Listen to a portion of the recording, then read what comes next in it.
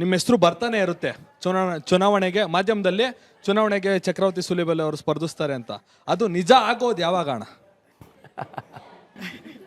ಏನಂತಂದ್ರೆ ಚುನಾವಣೆ is all together a different ಕೆಲಸ ಕಣಮ. ನಾನು ನಿಮ್ಮ ಜೊತೆ ಮಾತಾಡುವಷ್ಟು ಸುಲಭವಾಗಿ ಚುನಾವಣೆ ಎದುರಿಸಲಿಕ್ಕೆ ಸಾಧ್ಯ ಇಲ್ಲ. ಯಾಕೆ ಅಂತ ನಾನು ಹೇಳ್ತೀನಿ. ಫಸ್ಟ್ ಆಫ್ ಆಲ್, ಭಾರತದ ಚುನಾವಣೆಯಲ್ಲಿ ಎರಡು ಪ್ರಮುಖವಾದ ಸಂಗತಿ ಇದೆ. ಒಂದು ಜಾತಿ, ಎರಡನೇ ದುಡ್ಡು. ಅಫ್ಕೋರ್ಸ್ ದುಡ್ಡಿಲ್ಲ, ಅದು ಗೊತ್ತಾಗುತ್ತೆ. ಚಕ್ರವರ್ತಿ ಹತ್ರ ನೂರಾರು ಕೋಟಿ ರೂಪಾಯಿ ಖರ್ಚು ಮಾಡಲಿಕ್ಕೆ ಸಾಧ್ಯ ಇಲ್ಲ. ಹಿಂಗಾಗಿ ಎಲೆಕ್ಷನ್ ಎದುರಿಸೋದು ಕಷ್ಟ. ಎರಡನೇ ಪ್ರಾಬ್ಲಮ್ ಏನಿದೆ ಗೊತ್ತಾ? ನಾನು ಹೋದ ತಕ್ಷಣ ಮೊದಲು ಕೇಳದೆ ನಿಮ್ಮ ಜಾತಿ ಯಾವುದು ಅಂತ. ಈಗ ನೀ ಹೇಳಿದ್ಯಲ್ಲಪ್ಪ ನನ್ನ ಜಾತಿ ಬ್ರಾಹ್ಮಣ ಅಂತ ಏನೋ ಹೇಳಿದೆ, ಸರಿ. ಈಗ ನನ್ನನ್ನು ಕೇಳೋದು ಏನು ಗೊತ್ತಾ, ನಿನ್ನ ಜಾತಿ ಯಾವುದು ಅಂತ ಫಸ್ಟ್ ಕೇಳ್ತಾರೆ. ಇಂಟ್ರೆಸ್ಟಿಂಗ್ಲಿ ನಾನು ಕಳೆದ 25 ವರ್ಷಗಳಿಂದ ಸೋಷಿಯಲ್ ಆಕ್ಟಿವಿಟೀಸ್ನಲ್ಲಿದ್ದೀನಿ, ಸಮಾಜದ ನಡುವೆ ಇದ್ದೀನಿ. ನನ್ನ ಜಾತಿ ಯಾವುದು ಅಂತ ಇವತ್ತಿಗೂ ಸಮಾಜಕ್ಕೆ ಗೊತ್ತಿಲ್ಲ. ಅವ್ರು ಹೇಳ್ತಾರೆ ನೀವು ಇಂಥ ಜಾತಿಯವ್ರನ್ನ ಇಲ್ಲ ಅಂತ ಹೇಳೋದಿಲ್ಲ. ಯಾಕೆ ಇಲ್ಲ ಅಂತ ಹೇಳೋದಿಲ್ಲ ಅಂತಂದ್ರೆ, ಇಲ್ಲ ಅಂತಂದ್ರೆ ನಾನು ಆ ಜಾತಿಗೆ ಅವಮಾನ ಮಾಡಿದಂತ. ನಾನು ಯಾಕೆ ಇಲ್ಲ ಅನ್ಬೇಕು? ನೀವು ಯಾವ ಜಾತಿ ಆದ್ರೂ ಹೇಳಿ, ನೀವು ಇಲ್ಲಿರುವಂಥ ಜನಾಂಗದವ್ರು ಯಾರಾದ್ರೂ ಬಂದು ನೀವು ನಮ್ಮ ಜಾತಿಯವರು ಅಂತ ಕೇಳಿದ್ರೆ ಐ ಆಮ್ ವೆರಿ ಪ್ರೌಡ್, ಹೌದು ಅಂತ.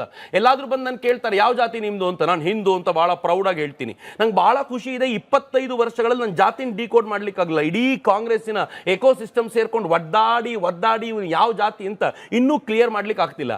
ನಾನು ಬ್ರಾಹ್ಮಣ ಸಾಧುಗಳ ಹತ್ರ ಹೋದಾಗ ಅವ್ರೊಂದು ಪೋಸ್ಟ್ ಹಾಕ್ತಾರೆ, ಇವನು ಬ್ರಾಹ್ಮಣನೇ ಅಲ್ಲ, ಅಲ್ಲಿ ಹೆಂಗೆ ಅವ್ನು ಟ್ರೀಟ್ ಮಾಡಿದಾರೆ ನೋಡು ಅಂತ. ನಂಗೆ ಭಾಳ ನಗು ಬರುತ್ತೆ. ನಾನು ದಲಿತರ ಜೊತೆ ಎಲ್ಲ ಮಾತನಾಡ್ತಿರುವಾಗ ಇವನು ಬ್ರಾಹ್ಮಣ ಕಣೋ ಅಂತಾರೆ, ಅಂದ್ರೆ ಅವರಲ್ಲಿ ತಲೆ ತುಂಬಣ ಅಂತ. ನಾನು ನೀವು ಏನು ಹೇಳಿದ್ರು ಹೂ ಅಂತೀನಿ.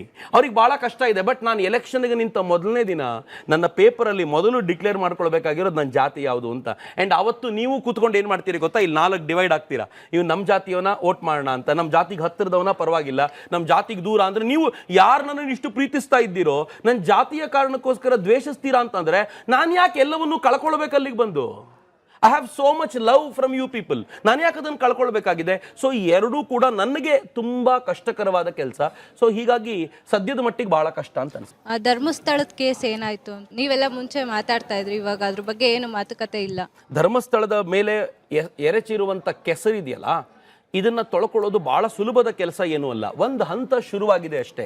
ಯಾಕೆಂದ್ರೆ ಸುಮಾರು 12-13 ವರ್ಷಗಳ ಕಾಲ ನಿರಂತರವಾಗಿ ಕೆಸರು ಎರಚಿರೋದು.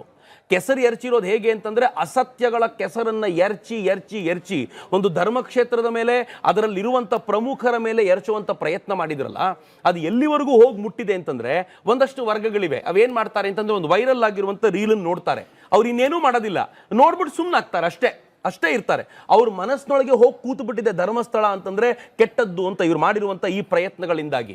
ಈಗ ಆಗಬೇಕಾಗಿರೋದು ಏನು ಅಂತಂದ್ರೆ, ಯಾರ್ಯಾರು ಈ ಷಡ್ಯಂತ್ರ ಮಾಡಿದ್ರೋ ಆ ಷಡ್ಯಂತ್ರದ ಹಿಂದೆ ಇದ್ದವ್ರನ್ನೆಲ್ಲ ಕರ್ಕೊಂಡು ಬಂದು ಬೆತ್ತಲಾಗಿ ನಿಲ್ಲಿಸಿ, ಇವರು ಇದನ್ನು ಮಾಡಿದವರು ಅಂತ ಹೇಳಿ ಸರ್ಕಾರಗಳು ಮತ್ತು ನ್ಯಾಯಾಲಯಗಳು ಬದ್ಧವಾಗಿರುವಂತ ನಿರ್ಣಯವನ್ನು ತೆಗೆದುಕೊಂಡು ಇನ್ನು ಮುಂದೆ ಯಾರು ಈ ತರದ ಪ್ರಯತ್ನ ಮಾಡದೇ ಇರೋ ತರ ಮಾಡಬೇಕು ಅಂತ.